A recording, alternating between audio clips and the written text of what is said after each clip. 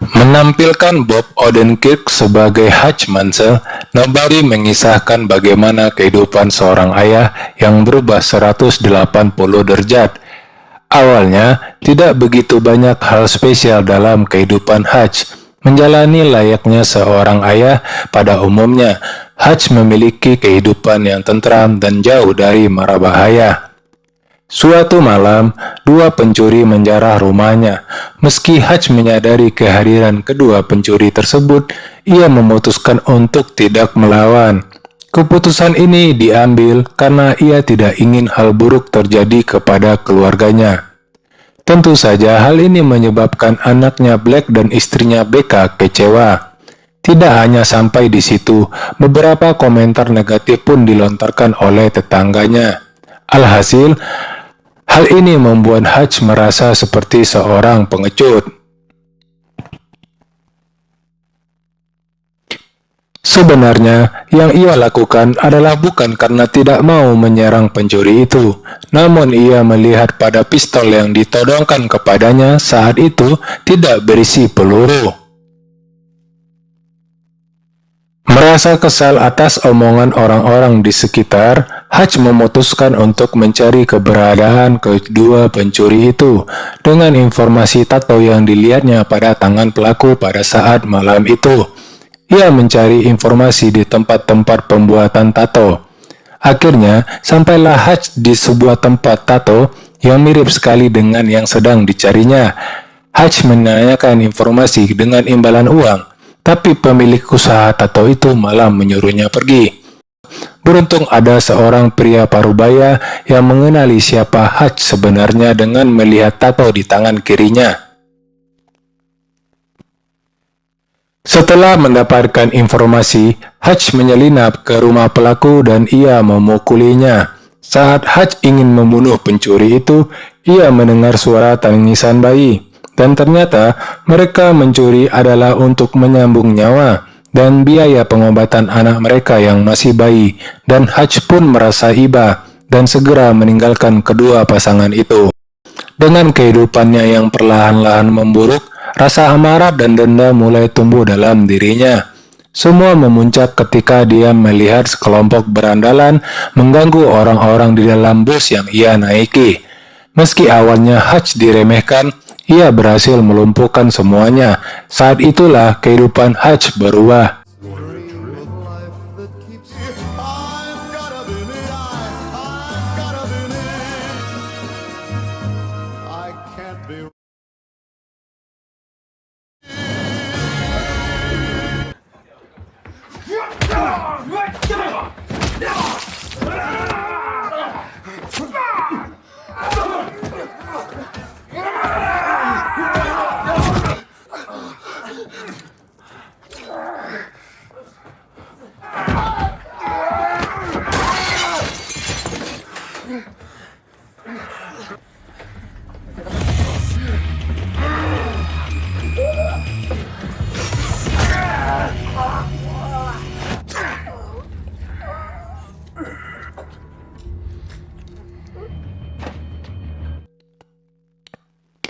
Hutch pulang dalam keadaan kacau dan istrinya mendapati Hutch yang sedang terluka segera mengobatinya.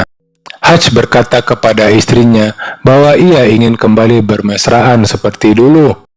Karena yang terjadi sekarang adalah hubungan yang kaku, katanya. Keesokan harinya, Hutch yang kelihatan segar bugar dan mungkin semalam sudah mendapat jatah dari istrinya mengawali pagi hari dengan semangat kembali. Di sisi lain, kita diperkenalkan dengan seorang pria yang bernama Julian, yang memiliki usaha hiburan dan sekaligus memiliki perusahaan keamanan yang menjaga sebuah bank di kota itu, yang dinamakan Bank Opsak. Julian ditelepon oleh anak buahnya, bahwasanya adik beserta bodyguardnya saat ini sedang berada di rumah sakit. Ternyata mereka adalah berandalan yang dihabisi Hutch saat di bus tadi. Murka dengan apa yang terjadi pada adiknya, Julian menyuruh beberapa orang suruhannya untuk menghabisi Hutch. Setelah beberapa informasi didapatkan oleh salah satu bodyguard yang dihajar Hutch, menunjukkan kartu perusahaan Hutch yang tercecer pada saat perkelahian tadi. Sebenarnya, pada saat pencarian informasi tentang Hutch oleh anak buah Julian tidak menemukan apa-apa, dan Hutch hanya orang biasa.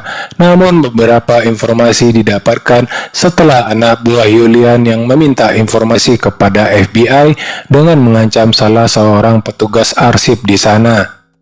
Namun yang terjadi adalah si anak buah ini malah meminta berhenti bekerja dan tidak mau ikut campur karena merasa sudah mengganggu orang yang salah.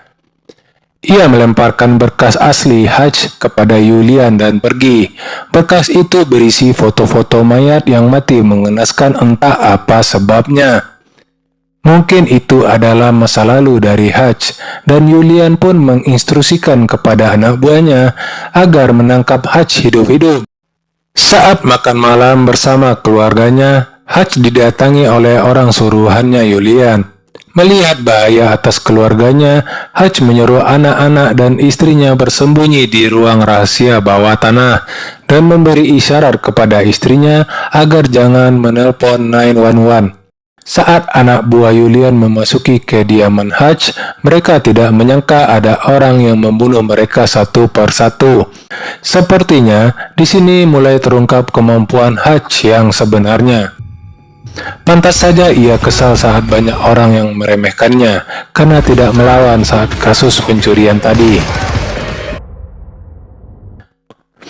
Saat terjadi baku tembak, Hutch tertangkap oleh anak buah Julian dan menyekapnya di mobil untuk dibawa ke tempat Julian berada. Namun di perjalanan, Hutch tersadar dan menyerang balik mereka. Akhirnya Hutch berhasil membunuh mereka semua.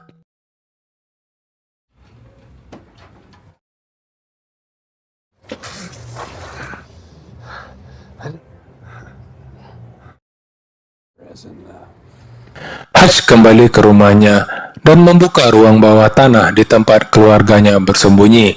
Mereka terkejut melihat pemandangan sadis di mana banyak orang-orang terbunuh dan sekarat. Ia bukanlah Hutch yang selama ini dikenal oleh keluarganya. Melihat sisinya yang kejam, mereka terkejut dan mulai merasa curiga akan masa lalu Hutch. Apa rahasia yang Hutch sembunyikan dari masa lalunya? Hutch menyuruh anak dan istrinya agar pergi ke tempat yang aman dan bersembunyi karena ada beberapa hal yang harus ia selesaikan.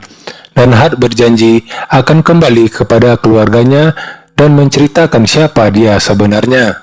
Setelah keluarganya pergi, Hutch mengumpulkan anak buah si Julian yang sudah mati dan sekarat dan meletakkannya di sofa rumahnya sambil bercerita tentang masa lalunya. Bahwa dahulu kala ada banyak kriminal yang salah satunya adalah seorang koruptor yang akan Hutch habisi. Tapi koruptor itu memohon kepada Hutch agar dia diampuni dan berjanji untuk hidup dengan baik. Beberapa tahun berlalu, Hutch mendapati koruptor itu hidup sederhana dan memiliki kehidupan yang bahagia, dan Hutch pun geram karena ia iri melihatnya. Hutch mencoba memulai kehidupan barunya dan mengundurkan diri dari pekerjaan sebagai pembunuh bayaran pemerintah, dan itulah keluarga Hutch yang sekarang. Setelah menyelesaikan ceritanya, ia membakar tubuh anak buah Julian beserta rumahnya dan pergi berburu untuk menghancurkan Julian. Hutch pun berbicara dengan ayahnya yang sudah tua, dan ternyata ayahnya juga seorang pembunuh bayaran pemerintah pada masa jayanya. Sungguh keluarga yang tidak bisa diremehkan. Kita juga diperlihatkan bahwa dua orang anak buah Julian pergi untuk membunuh ayah Hutch, namun yang terjadi malah sebaliknya. Dengan santainya kakek tua itu membunuh mereka. Hutch membeli perusahaan tempat ia bekerja, dan ia pun mulai melakukan persiapan jika sewaktu-waktu Hutch diserang oleh Julian. Layaknya seorang profesional, Hajj pertama-tama menghancurkan bisnis si Julian dengan membakar dan membunuh semua anak buah Julian yang berjaga di Bank of Sack itu. Tujuannya adalah memberi peringatan kepada si Julian agar jangan lagi mengganggu keluarganya. Hajj mendatangi Julian di klub malamnya sendirian tanpa takut sedikit pun. Saat ia didatangi oleh seluruh anggota Julian, ia malah mengancam balik dengan sebuah bom yang siap meledak kapan saja yang berada di genggamannya. Sontak mereka semua terkejut dan ia mau berbicara empat mata dengan Julian. Saat mereka berbincang, Hajj menceritakan bahwa ia sudah menghancurkan bisnis Julian. Ini merupakan teguran pertama katanya, agar jangan lagi menyentuh keluarganya. Julian pun stres berat dan tidak menyangka bahwa satu orang dapat menghancurkan bisnis yang dikelolanya. Hajj pun pergi dari bar dengan santainya karena ia memiliki bom di tangannya. Saat mulai keluar dan pergi, Julian mengejarnya bersama anggotanya. Ternyata Julian tidak mendengarkan ultimatum yang diberikan oleh Hajj. Hajj pun berusaha kabur dengan mobil tetangga yang dicurinya dan menggiring Julian dan anak buahnya ke pabrik perusahaan yang sudah dibelinya tadi. Saat ini, Hajj terpojok akibat tembakan yang diarahkan kepadanya secara bertubi-tubi dan merasa terdesak saat sampai di pabrik itu. Beruntung ada teman Hajj dan ayahnya yang membackup dan Hajj pun berhasil masuk ke dalam pabrik yang sudah ia persiapkan jebakan-jebakan untuk menghabisi musuhnya itu. I tried to retire, but God damn it, Hudson.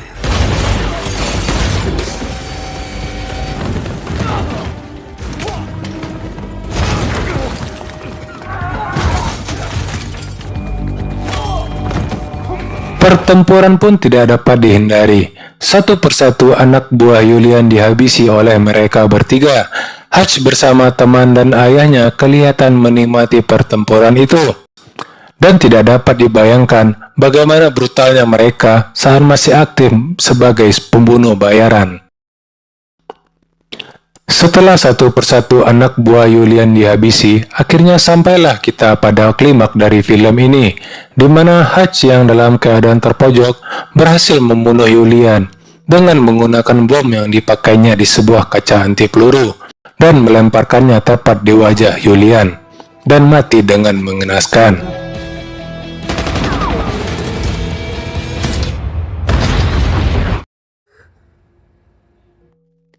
Mereka pun bertiga selamat dan berhasil menghabisi semuanya dengan mengagumkan. Hajj menyuruh ayah dan temannya pergi dan membiarkan dirinya ditangkap oleh petugas kepolisian. Saat diinterogasi, polisi bertanya, siapakah identitas Hajj yang sebenarnya? Dan tiba-tiba, akhirnya Hajj keluar dari penjara karena ada telepon misterius yang masing-masing masuk ke petugas itu. Entah apa yang dikatakan di telepon itu, tapi mereka kaget mendengar informasi yang diberikannya dan langsung membebaskan Hajj. Kehidupan Hajj kembali normal bersama keluarganya. Mereka membeli rumah baru dan pastinya juga harus ada ruang bawah tanahnya. Sepertinya keluarga Hajj sudah menerima identitas masa lalu Hajj dan film pun tamat.